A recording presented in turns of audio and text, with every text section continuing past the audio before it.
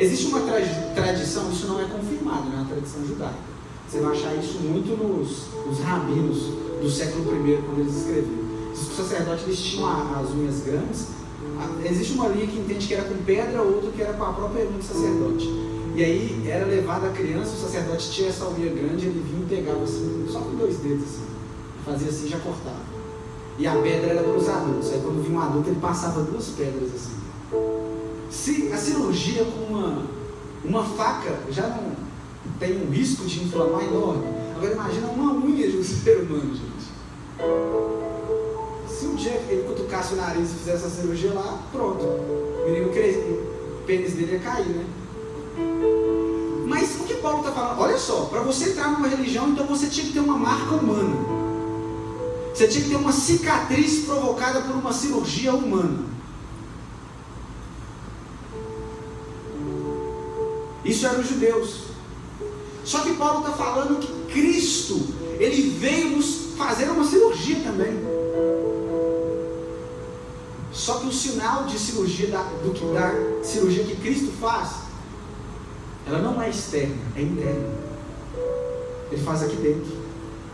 Seria que no dia que você aceitou Jesus, como se ele te colocasse numa mesa, como se ele abrisse o seu coração e começasse a fazer ali arrancar todas as raízes do pecado de dentro do seu coração.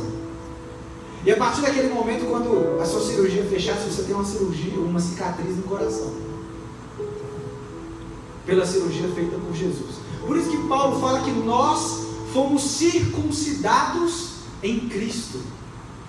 A marca que nós temos não é uma marca externa, visível. Tem uma música que a galera gosta de cantar, né? Eu tenho a marca da promessa. Não é? Quem já cantou aqui? Qual que é a marca da promessa? A marca da promessa é Jesus. O Antigo Testamento diz que a alma que pecar, essa é o quê? Morrerá. Você peca? Peca, não peca? Verdade. Eu também peco muito. Se eu contar um pouco dos meus pecados aqui, vocês vão sair correndo e não voltam nunca mais para cá. A misericórdia, esse pastor pregando, pecando desse jeito, gente, eu peco. Mas estamos sendo transformados. Mas deixa eu te explicar, sabe o que acontece? A alma que pecar, essa morrerá. Então quer dizer que o salário do pecado é o quê? Então quer dizer que quando você peca, o que tem que acontecer? Morrer. Gente, esse negócio é sério, hein?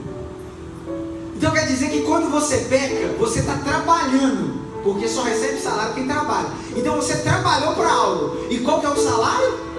Morte. Você precisa morrer. Olha que legal isso. Quer dizer que você trabalhou, você fez algo de errado, você merece receber um pagamento que é a morte. Você precisa morrer. Você precisa morrer. Você lembra quando Moisés, ele deu a última praga para o Egito? Quem lembra qual que era a última praga? Primogênito. A morte do primogênito, não é? E aí, o que significava para você, assim, qual era o ritual que era necessário ser feito para que o anjo da morte não entrasse dentro da sua casa e não levasse o seu filho primogênito? Você precisava matar um cordeiro sem mancha, um ovinho. Depois que você matasse ele, você precisava o quê? Pegar o sangue dele e aspergir no umbral da porta. E aí, o anjo da morte... Gente, olha só. O anjo obedece a quem? A Deus. O anjo da morte, ele viria, ele passaria olhando todas as casas. A casa que estivesse lambuzada com o sangue do cordeiro, ele passaria por cima, porque ele não entraria naquela casa. É daí que vem a palavra Páscoa. Páscoa do hebraico é passagem, passar por cima, sobrevoar. O anjo, ele vinha, ele olhava, estava marcada com sangue no umbral, ele passava. Sabe qual que é o sinal da nossa circuncisão? É que quando nós aceitamos Jesus, nós no batismo morremos para o mundo.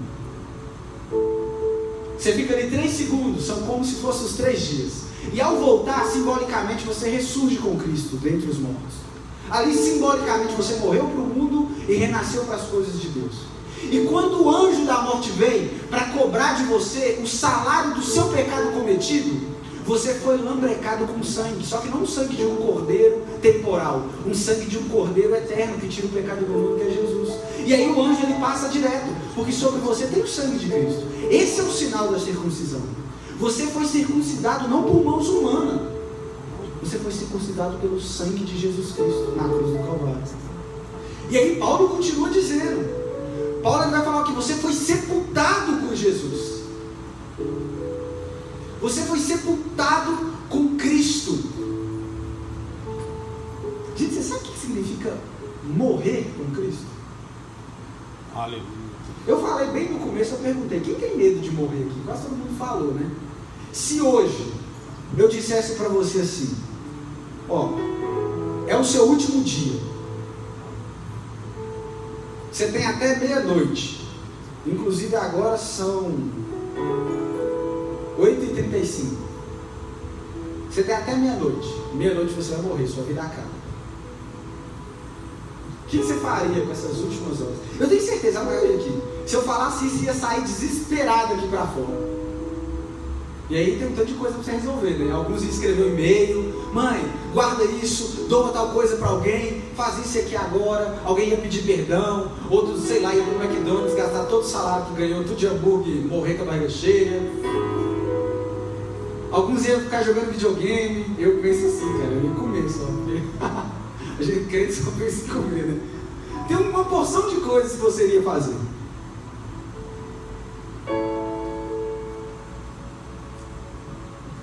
Mas morrer significa que você não vai ter mais vontade para fazer nada. Morrer significa que você vai ser sepultado. Isso é muito duro para a gente. Porque todo mundo tem sonho, todo mundo tem projeto, todo mundo imagina um tanto de coisa aqui para a vida.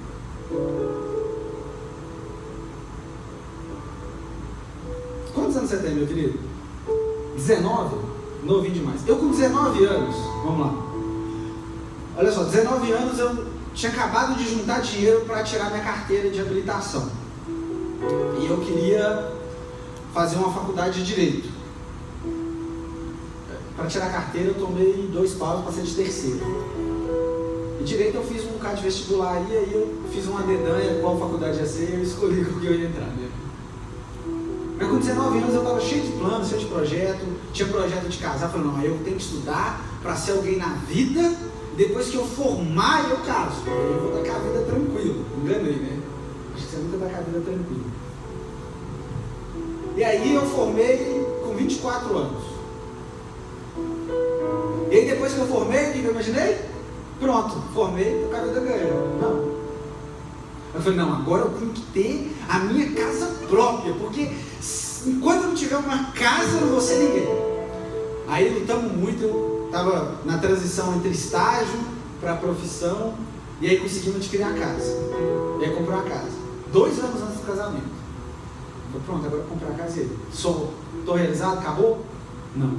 Eu falei, não, agora eu preciso fazer o melhor casamento da história. Tem que ser uma coisa mais linda. Minha esposa, nossa, ela merece, chora e me canta. É Deus no céu, ela aqui na terra. E aí casamos, foi muito bonito o casamento, né, amor? Eu gostei, vocês gostaram. Na hora que eu vi ela lá entrando assim, linda demais. E aí, feliz da vida, casei. Eu falei, pronto! Agora um homem só é feliz quando casa, e eu casei. Agora estou completamente satisfeito, os meus problemas estão resolvidos. Não, acho que eles multiplicaram, né? Dobrou, porque agora são os meus e os dela. E fora o conflito, né? Imagina assim, 2 seres diferentes. Assim, gente, olha que eu namorei muitos anos. Eu namorei 12 anos antes de casar. Eu comecei a namorar, eu tenho 29, eu comecei a namorar com 14. Os meus amigos brincam que me conheceram, eu já namorava, já nasci namorando. E assim, quando eu estava para casar, eu já estava naquele estágio assim, eu não aguentava mais namorar. Eu olhava para ela e falava, não, que saco esse negócio de ir na sua casa, aí tem que ir voltar para minha casa. Eu estou afim de chegar em casa e você está lá e já fica em casa mesmo, dormir, não tem problema. E aí casamos. Agora imagina, por exemplo, eu sou super expansivo, meio metódico, organizado. A minha esposa também é um pouco expansiva, né, amor? Mas não é tão organizada quanto eu. Aí ela chega e deixa a bolsa em cima do sofá e vai tomar banho. Aí eu chego e já olho a bolsa em cima do sofá. Eu falo, meu Deus, comecei um homicídio agora, essa bolsa no sofá. Agora imagina isso, gente. Como que é para viver isso aqui? Eu descobri que o casamento não ia trazer felicidade para a minha vida. Eu falei, meu Deus, então... E aí eu já tinha um chamado pastoral muito forte. Eu falei, não, quando eu for pastor, os meus problemas vão acabar, porque aí eu vou estar fazendo aquilo que eu gosto. E aí um dia eu estava lá no trabalho, lá fazendo uma petição super complexa. Aí o meu pastor me liga assim, gente, meu pastor me liga 4 horas da tarde, que é isso? Aí eu atendo e falo, oi pastor, meu filho, deixa eu te falar, a gente tem uma entrevista marcada aqui para você e tal, se prepara aí, nós vamos te consagrar pastor. O quê? A sabatina pastoral, né? E aí eu fiquei com medo, mas falei, mas poxa, é o meu chamado, tenho que ir. E aí fui consagrado. E aí agora eu não cuido só dos meus problemas e do problema da minha esposa, eu cuido dos problemas da igreja e de jovem, que misericórdia. E jovem do século XXI, só Jesus. Eu já olho assim e falei, não, sai daqui, nem fala comigo, eu já sei. Aí já, o jovenzinho já vem, pastor, preciso te falar uma coisa. Não, nem conversa, Deus já mostrou, você entrando ali, eu já sei o que é, já nem fala. E eu descobri que eu sou pastor e continuo ainda. Sabe o que é? João Calvino fala muito isso nas institutas da religião cristã. Ele fala que o nosso coração, o coração humano, é uma fábrica de ídolos. A gente está fabricando ídolo o tempo todo. E a nossa fome, o vazio que tem, é um vazio de eternidade. Você já reparou que nada aqui na terra é capaz de te suprir? Verdade. Nada aqui na terra é capaz de suprir. Aí você pensa e fala, não, o sexo é a melhor coisa do mundo. O dia que eu fizer sexo, eu estou completamente satisfeito. E aí a pessoa vai lá e faz sexo. Sabe o que vai acontecer no outro dia? Ela vai querer mais. Porque ela não está satisfeita. Na sexta-feira, os restaurantes fazem feijoada. Eles falam, nossa, que vontade de comer uma feijoada. Você vai lá, enche a pança de feijoada. Come muito mesmo, até assim dá vontade de vomitar. Come demais. Isso na sexta-feira. No sábado, você acha que você deve seguir almoçar? Talvez não vai almoçar, mas você vai sentir fome mais tarde um pouco. Sabe por quê? Porque a comida não tem capacidade de te satisfazer.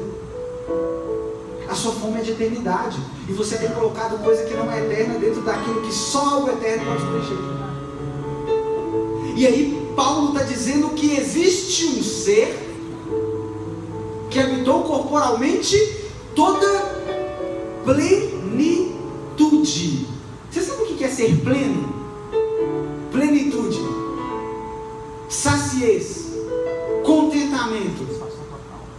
Existe um ser aonde habita nele a capacidade de preencher a fome eterna do nosso coração. Aleluia. Olha isso.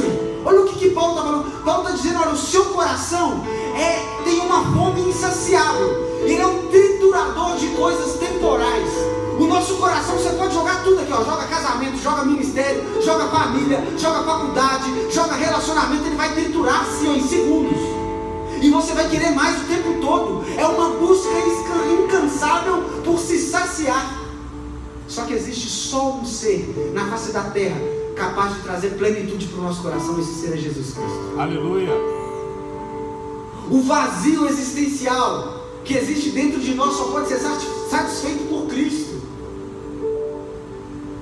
Os reformadores, como eu disse para vocês, no Solus Christus.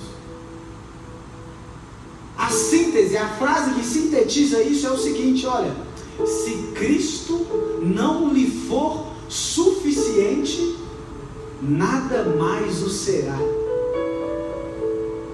Qual que é o motivo? O que te traz aqui para a igreja? O que te arrasta de casa, sábado à noite, para vir aqui para a igreja? Paulo está falando, olha, se você acha que são dias santos que te salvam, culto aos anjos que te salvam, dieta, parar de comer alguma coisa, comer outra, eu não vou comer carne de porco porque é pecado. Você está achando que é a carne que vai te salvar? Você está achando que é santificar o domingo ou o sábado que vai te salvar? Sabe quem tem capacidade de te salvar? Não somente da ira do juízo de Deus vindouro no futuro, mas de você mesmo. É Jesus. Jesus nos resgata de nós mesmos e nos traz para Ele. Nós somos resgatados dentro do abismo, o abissal desejo de viver as nossas próprias vontades, e Ele nos resgata para dentro dele. Ele nos traz satisfação. E aí quando você encontra satisfação em Cristo, não interessa mais o que você vive. Não interessa o que você está vivendo. É justamente isso que os discípulos viviam. Você acha que Paulo... Gente, Paulo era um psicopata da fé. Não tem como você ler Paulo e continuar normal.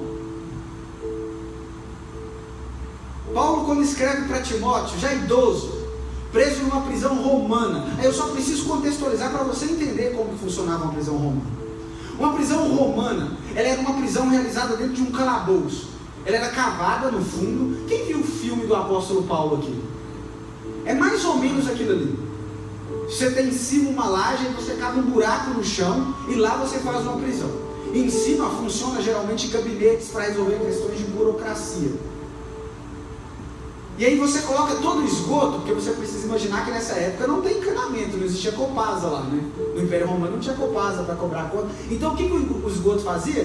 Você já foi no interior e já ouviu falar da fossa? Sabe aquele banheirinho que é assim longe da casa? Tenebroso? Que parece que o It mora lá, o It a coisa assim, naquele negócio, né? Como é que é o nome daquela boneca do capeta? A Annabelle. Você parece que você vai lá, você vai encontrar com a Annabelle. Que parece que o besouro lá é do tamanho desse negócio aqui, ó. Fica assim. E alguns interiores nem tem papel higiênico. Na casa do meu avô é assim, você chega naquele lugar, aí você olha lá para baixo, você vê isso mesmo que você está pensando. E aí você olha e já pensa, meu Deus, cadê o sagrado, sacro papel higiênico? Não tem. E aí de repente você olha encostado assim na telha e um monte de espiga de milho, sabugo assim, ó. Aí você fala, não acredito que é isso aqui. Eu não acredito que é isso aqui.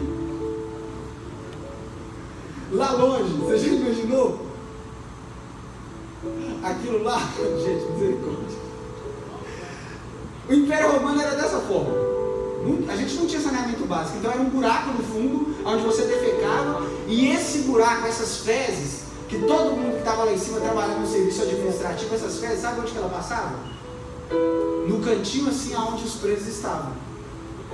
E aí se o preso precisava defecar, ele fazia lá no cantinho, onde tinha esse córregozinho passando. Então as prisões, além de ser do calabouço, era um lugar frio, úmido, escuro, aonde passavam as fezes de todos os soldados do Império Romano.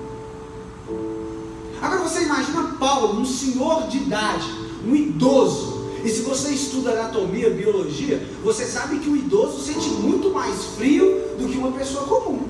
É por isso que os cuidadores de idosos, como por exemplo o meu pai, no calor infernal de Belo Horizonte, se eu for visitar ele quando ele cuida do idoso, o idoso está lá com uma cobertinha, bonitinho, porque sente muito frio. Agora imagina Paulo, idoso, preso numa prisão fria, úmida, no inverno de Roma. Então você sabe que o inverno romano faz o quê? Neva. Nevando, e ele fala em Timóteo que não existe uma coberta para se cobrir. Olha, eu não tinha uma coberta para me cobrir. Os meus amigos todos me abandonaram. No dia do meu julgamento não teve ninguém que veio depor em meu favor. Sabe o que esse Paulo fala? Paulo vira para Timóteo, novo, pastor assim como eu, novinho, assumir uma igreja lá em Éfeso, com dificuldade de se relacionar, se sentindo desamparado. Paulo vira para ele e fala assim: Timóteo, não desanima não, Timóteo, fica firme. Olha, eu combati o bom combate. Olha o que Paulo, gente, você não tem noção do que é isso. Timóteo não estava vivendo nem 1% do problema que Paulo estava vivendo. E Paulo, já em face da morte, sendo condenado à morte por decapitação, estava enviando uma carta de encorajamento a Timóteo. Timóteo, não desanima não. Sabe por que isso? Porque Paulo entendeu que Cristo é suficiente. É por isso que Paulo vira e bate no seu peito a escrever Gálatas e diz: olha, hoje já não sou eu quem vivo, é Ele quem vive em mim. Então o que importa eu viver para esse mundo? Antes eu preciso morrer para que Ele viva. É Ele quem precisa crescer e eu diminua. Porque a minha biografia morreu. O Paulo morreu lá atrás, a caminho de Damasco. A biografia que é escrita em mim hoje é a biografia de Cristo, porque eu fui revestido de quem Cristo é. E isso me é suficiente. Se você viver esse mundo achando que quem rege a sua vida, quem coordena a sua vida, são as dificuldades, a economia, o governo, você não vai viver. Os cristãos, eles não são pessoas utópicas, que vivem por aí achando que tá largado todo mundo, não estou nem o que está acontecendo. Não. Nós sofremos sim, gente. Cristão sofre demais. Não é? Você quer ver um povo sofrido? Vai na igreja evangélica. Você olha o pessoal assim e fala, ó, gente, que pessoal sofrido. Porque cristão sofre muito mesmo. Só que a diferença nossa, para quem está lá fora, é que a nossa esperança não está firmada aqui. É que enquanto eu estou sofrendo aqui, o meu corpo está sofrendo, as doenças, a idade, o desespero, as reprovações, o abandono. Enquanto o meu corpo está sofrendo, Paulo está dizendo isso. Ele vai dizer que o quê? As nossas leves e momentâneas tribulações estão produzindo para nós um peso de glória eterna. Aleluia. Porque enquanto esse homem aqui se corrompe, se desgasta, está caminhando para acabar, para o fim da vida, o meu homem interior, o meu espírito é renovado de glória em glória, dia após dia. É algo sobrenatural, porque por todos os lados nós somos desamparados, mas não abandonados. 2 Coríntios 4. Para de viver essa vida como se não existisse outra vida para você viver. Olha só, Cristo precisa ser suficiente para você. Ele foi presidente da Holanda, e eu já estou caminhando para o final. O nome dele é Abraham Kuyper. Ele fundou, se eu não me engano, o Partido Revolucionário dos Países Baixos, se não me engano. E ele foi um político, e ele escreveu muito a respeito da forma como nós vemos a vida, sabe? E eu acho que o que falta hoje em nós é cristocentrismo. Nós somos muitos antropocêntricos, ser humano. Quando nós vimos ao culto, e aí vem uma banda, por exemplo, que você não gosta, aí para você o culto não foi bom, não é verdade? A gente volta e fala assim, o culto hoje não foi muito bom, teve a banda lá que não foi boa, não gostei muito. Às vezes vem um pastor que você não gosta. Eu mesmo já me peguei reclamando disso, né, amor? Tem uma banda lá na igreja que eu não sou muito fã do pessoal não, sabe? E aí o dia que eles vão, a minha esposa fala, amor, hoje é a banda tal para ministrar.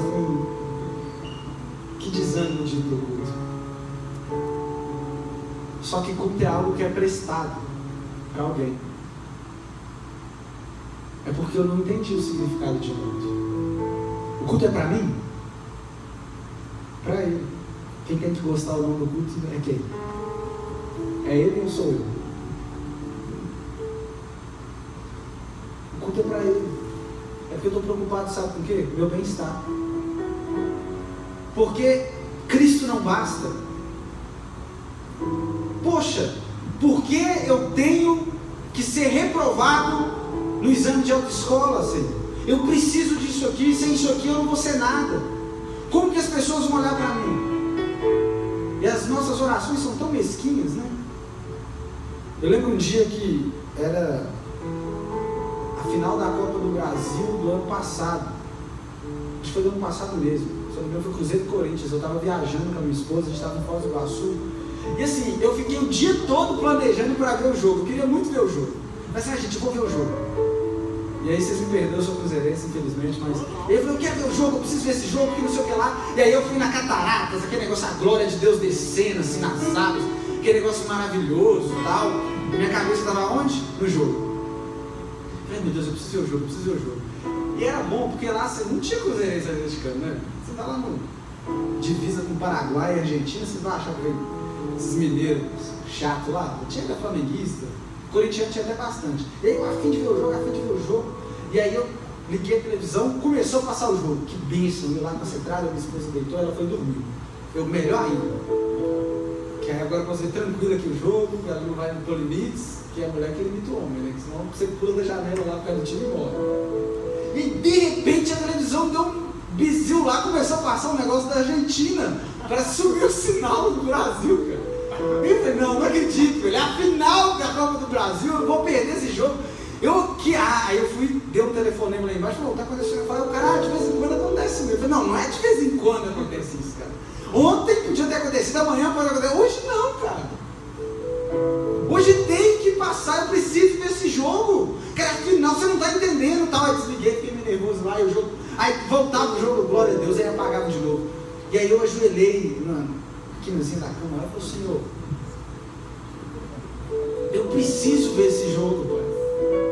Eu preciso ver esse jogo. Vocês estão rindo? Não é para rir, não. Isso é um pastor falando. Você tinha que me expulsar dessa igreja. Eu preciso de ver esse jogo, é um cruzeirão cabuloso.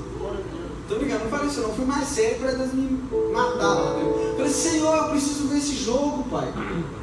Poxa, pai, eu faço tudo certinho. O que eu fiz? O que está errado? Poxa, aonde que eu errei? Me mostra.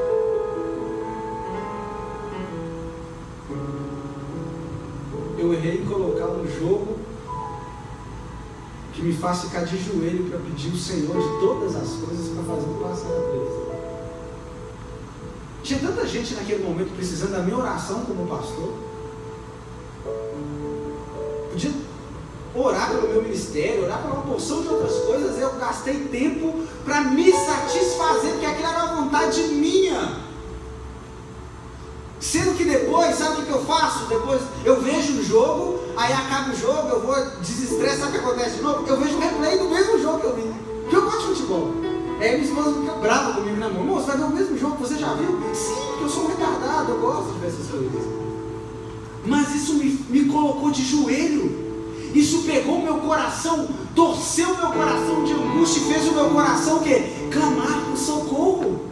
Porque eu fiz do jogo um plano de salvação, gente. E aí o Abraham Kuyper, ele vai nos ensinar o seguinte, olha, ele diz assim, não existe um centímetro sequer da existência humana sobre o qual Cristo, que é Senhor sobre todas as coisas, não clame, isso é meu. Não existe nada na existência humana que não se curve diante de quem Cristo é, porque Ele é Senhor sobre tudo e sobre todos. E Ele nos é suficiente. Não é pastor que vai te salvar, não é igreja que vai te salvar, é Ele, é Jesus, é o sacrifício que Ele fez. Hebreus capítulo 10 diz que nós precisamos entrar no vivo e único caminho. Vivo e único caminho. Quem roga para si ser o caminho? Jesus. Ele fala, olha, eu sou o caminho. Eu sou o caminho. Você quer chegar até Deus? Você quer adentrar dentro do Santo dos Santos? A gente cantou isso aqui, não cantou? Lindo, lindo, lindo és. Então, faz o que? Me leva para onde? Para a sala do trono. Mostra a tua beleza. Eu quero ver tua face, Deus. É isso que você cantou. Você tem noção do peso que é isso que você estava cantando? Olha só. Você quer se chegar diante de Deus? Você precisa entrar dentro de Cristo. É por isso que Paulo fala que você precisa se revestir dele. Porque Deus, Ele é tão grande, Ele é tão santo, Ele é tão magnânimo, que se você chegar perto dele do jeito que você está aqui, você vai se desfazer. 2 Pedro fala que quando Ele vir, a matéria vai dissolver, vai acabar. Porque não suporta a glória dele.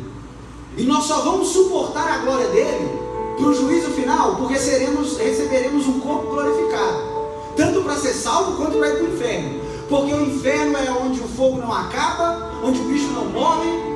E você acha que um corpo humano consegue ficar em um lugar onde o fogo não acaba? Não. Então para ir para o inferno precisa também ter um corpo eterno. Então você vai ser glorificado ou para subir ou para descer, meu amigo. Porque se você parar diante dele com a matéria que você tem, você vira pó, vira cinza. Você não tem capacidade de se apresentar diante de quem ele é. É isso que o profeta Isaías fala em Isaías capítulo 6. Ele diz que ele estava olhando, ele olhou para o céu, ele viu a glória de Deus. Só a orla, a bainha do vestido, já enchia a igreja inteira, o templo da época. E ele olhou para aquilo e ele falou: meu Deus! Ele caiu de joelho e falou: ai de mim, que tenho lábios impuros e habito no meio de um povo impuro, porque eu vi a glória de Deus. E nós, cristãos do século 21, da pós-modernidade, do ano de 2019, tratamos a glória de Deus como algo trivial. Nós cantamos no culto levantando a mão como se fosse algo normal. Me leva, Senhor, para a sala do trono. Eu quero ver tua face, eu quero ver tua glória, me mostra isso. Você trata isso como se fosse um acontecimento ordinário. Não é. Não é. É milagre. Para que hoje você pudesse cantar isso, Jesus precisou encarnar, entrar dentro de um corpo humano, crescer, se desenvolver, morrer, virar para Deus e falar: olha, está vendo o pecado de todo esse ser humano aqui? Coloca nas minhas costas. Sabe a morte que você merece? Você lembra que eu falei no começo que o salário do pecado é o quê? Alguém morreu. Não foi você, alguém morreu. Você sabe quem morreu? Isaías 53 fala que ele foi moído, ele foi esmagado pelas nossas transgressões. Moído. Olha a linguagem que Isaías está utilizando. Na cruz do Calvário, Jesus estava sendo moído, esmagado pela ira de Deus, pelo meu pecado, para que hoje eu estivesse aqui. Aleluia. Para que hoje eu pudesse ter acesso à glória, ao Santo dos Santos, a olhar para Deus e falar: Abba, Pai, Paizinho, Pai meu. O meu amor a quem Cristo é não provém de mim. Olha, não tem nada no meu coração que me faça olhar para Cristo e virar: gente, que lindo, Ele morreu por mim na cruz. Não. O meu amor brota porque Ele me amou primeiro. O meu amor é a resposta ao amor dEle. Gente, o amor de Cristo é tão avassalador, é tão destrutivo, que quando você encontra o amor dEle, você não consegue ficar da mesma forma que você está. Paul Walsh, ele nos diz que encontrar o amor de Cristo é como você parar no meio de uma avenida, no meio de uma BR, e esperar que uma carreta venha até o seu encontro e você seja atropelado por essa carreta. Vai voar pedaço para tudo quanto é lado. Porque é esse que é o amor de Cristo. Quando você encontra Ele, você está parado. Porque é isso que nós fazemos. Nós ficamos parados, nós não sabemos onde ir. Todo mundo aqui é cheio de dúvida e vive cheio de perturbações no dia a dia. Ah, e se eu não casar? E se eu não arrumar uma pessoa? Será que fulano é a pessoa certa? Ah, será que é esse curso mesmo que Deus quer para a minha vida? Ah, será que é isso que eu tenho que fazer? Ah, mas eu não gosto de ir no culto sábado, eu gosto de ir no domingo. Ah, eu não gosto de ir no domingo. Ah, eu não gosto de igreja tal. Ah, minha família é um inferno. Ah, meu bairro, eu tenho que mudar de lá. Ah, mais isso. Ah, mais aquilo. Ah, mais nada. Cristo é suficiente. Se você entender que Cristo é suficiente, você vai entender que Ele é Senhor sobre a sua vida, e que você fica em todos os lugares é porque Ele te coloca lá, e a hora que for para sair Ele vai tirar. Se essa pessoa não é para você casar, fique tranquilo, vai terminar. Se é Ele que vai unir, e vai passar o que for, vocês vão continuar juntos. Deus não tem plano B, Deus tem plano A. Ele é Senhor sobre tudo, e nós precisamos nos render a quem Ele é, meu querido. Aleluia. Porque enquanto você continuar lutando, assim como a igreja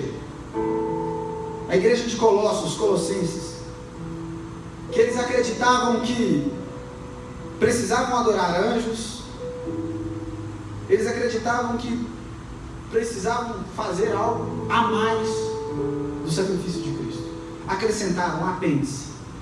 E aí Paulo fala, finalizando, ele diz que tudo isso, a lei, as tradições, tudo isso são sombra de algo maior. Você já reparou como que é uma sombra? Deixa eu ver se aparece a minha sombra aqui, porque tem muita luz. Não aparece não. Tem luz de todos os lados, aí não dá pra... A sombra fica em mim, né? Mas você reparou como funciona a sombra?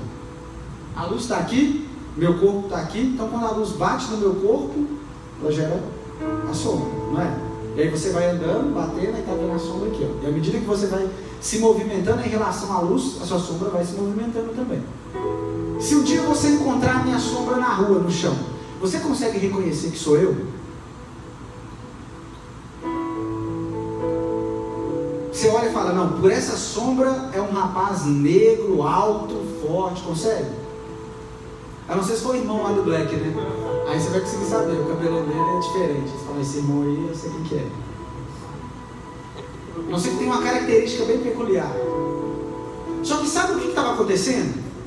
A igreja de Colossos estava olhando para a sombra, ao invés de olhar para aquele que produzia a sombra.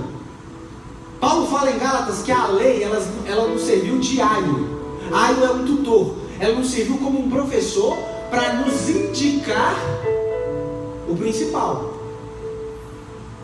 Então a sombra, os dias, as dietas, elas nos ensinam, elas nos mostram, nos preparam para o principal. Sabe quem que é para onde o sábado indica? O sábado significa descansar básico.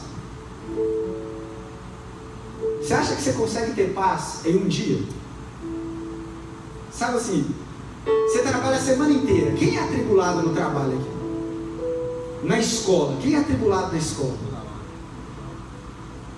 E aí então, sábado não tem aula, sábado geralmente não se trabalha, e aí você descansa no sábado. Na segunda você está em paz? Sabe por quê? Um dia não tem capacidade de trazer paz para a sua alma. O sábado é a sombra de um descanso eterno. É Jesus quem é o descanso. Então você não tem que descansar, não é no dia, é na referência do dia, porque o sábado aponta para Cristo. Então você precisa descansar em Cristo. Aleluia. Cristo é quem te traz descanso.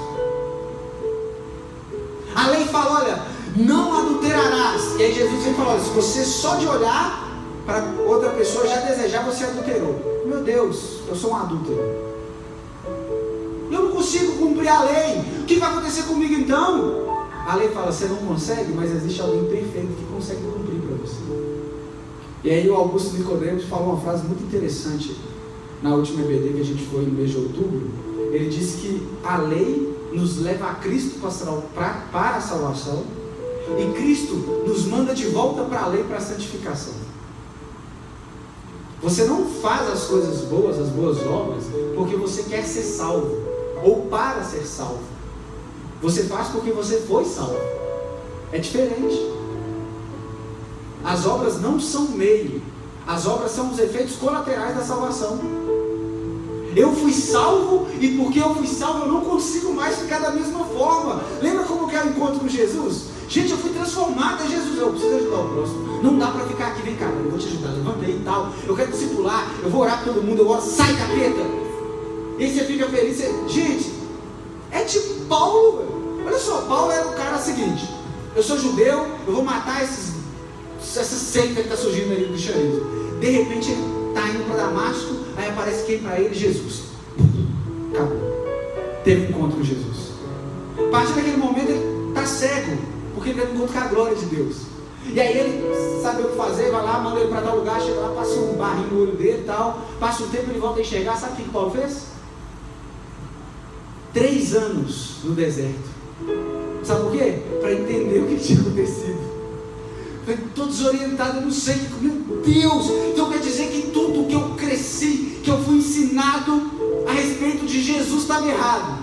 3 anos vai colocar a cabeça no lugar. E aí depois desses 3 anos enclausurado no deserto, ele sai de lá e fala aqui, sabe, eu vou apresentar essa verdade para todo mundo. Não interessa a minha casa, tudo que eu vivi, não, agora eu vou apresentar para todo mundo. E aí ele entrava dentro do navio, aí de repente o navio afundava. Aí ele caiu no meio de uma ilha lá. Eu falei, meu Deus, se fôssemos nós, Senhor, por que o Senhor fez isso comigo? Ele, Deus colocou aqui é para alguma coisa. Vem cá, já ouviu falar de Jesus? Olha todo mundo aqui, já ouviu falar de Jesus? Aí começava. Aí Paulo entrava na cidade e falava assim, não, cheguei na cidade. Gente, deixa eu te falar, uma pergunta aqui, já ouviu falar de Jesus? Aí os caras, nossa, esse cara é da galera, fala demais. Não, mas, então, Jesus, ele começava. E aí ele entrava e de repente ele entra, aí ele olha lá na cidade, aí tem um santinho na cidade, assim, ó, uma placa escrita assim, ao Deus desconhecido. E, gente, vocês estão vendo esse Deus desconhecido aqui? Tem uma pergunta pra vocês, Deus desconhecido aqui é o Deus que eu sirvo. Eu vou apresentar o nome dele agora para vocês. Paulo não podia ver a oportunidade que ele estava falando de Deus, estava pregando o Evangelho. Sabe por quê? Porque ele teve um encontro de verdade, ele entendeu quem Cristo é. E isso porque Paulo não viu Cristo sendo crucificado e ressuscitando. Ele já viu ele ressurreto. Só com a glória dele ele entendeu. Às vezes nós somos muito inseguros de achar que Deus não tem controle da nossa vida. Às vezes é uma negativação devida, às vezes é uma nota C, é reprovar alguma matéria, às vezes é as coisas mais fúteis da vida, né? Às vezes é um final de novela que você não gostou, às vezes é o Lula sendo solto, às vezes a gente acha que o mundo está tão caótico que Deus não tem condição de estar nesse mundo. Mas deixa eu te falar, tudo está no controle dele. Aleluia. Não saiu. A sua vida não saiu do controle das mãos dele. Se você o aceitou, se você entregou a sua biografia para ele, você recebeu a biografia dele em seu lugar. Fique tranquilo. Deixe que a paz, que excede todo entendimento, entrar no seu coração e dá paz em meio ao caos. Deus transforma o caos, Ele dá ordem no caos. Na criação, a terra era o que? Sem forma e vazia. E com a voz dele, Baruch, ele falou: olha, coloco ordem nas coisas. Eu trago a existência do nada. Os cientistas estão anos aí pesquisando a respeito do Big Bang, eles não conseguem entender como que surge algo do nada, né? A ideia do Big Bang é que as moléculas, o pozinho lá da rabiola ficou encostando no outro lá, gerou um movimento, explodiu, e aí de um pozinho minúsculo daquela matéria gerou tudo isso que a gente conhece hoje aqui. E aí tem um livro que chama O Universo na Casca de Nós, do Stephen Hawking, que é o maior cientista do Big Bang. E ele tem as etapas, página 38, quando você comprar. Tem as etapas, ele classifica em 13 etapas o Big Bang. Ele vai dizer, ó, época de tal coisa, época de tal coisa, época de tal coisa. E aí a primeira época do Big Bang, ele diz que é a teoria de Planck. Teoria de Planck. E ele traduz a teoria de Planck como leis da física e da química desconhecidas. Ele caminha para chegar e falar assim, ó, aqui eu não conheço, não sei o que aconteceu não. Jesus andou sobre as águas, teoria de Planck, lei das físicas e da química desconhecida. Jesus transformou água em vinho, teoria de Planck, leis da física e da química desconhecida. Eu não sei o que é, gente. Para de ficar procurando sentido aonde não vai te dar sentido. O seu coração tem fome de algo que é eterno. Se você não colocar a eternidade dentro do coração, você vai continuar correndo atrás do nada. Salomão teve tudo que ele podia ter. Sabe como que ele termina o livro dele? O livro de Eclesiastes, que talvez é o livro mais depressivo da Bíblia. Não é?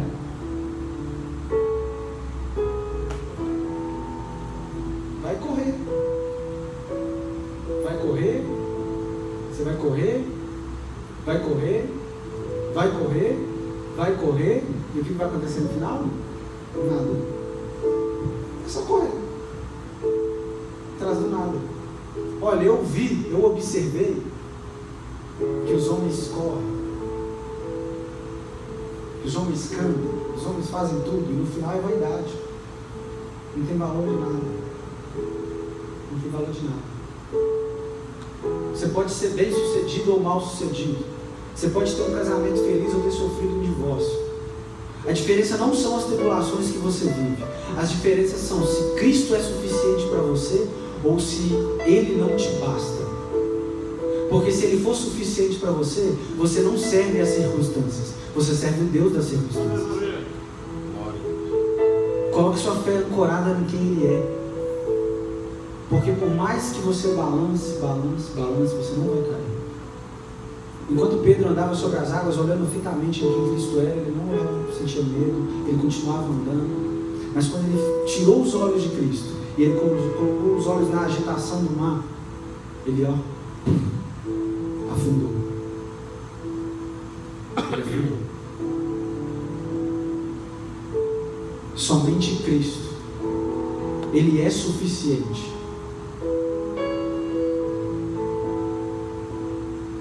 Dinheiro não vai te satisfazer.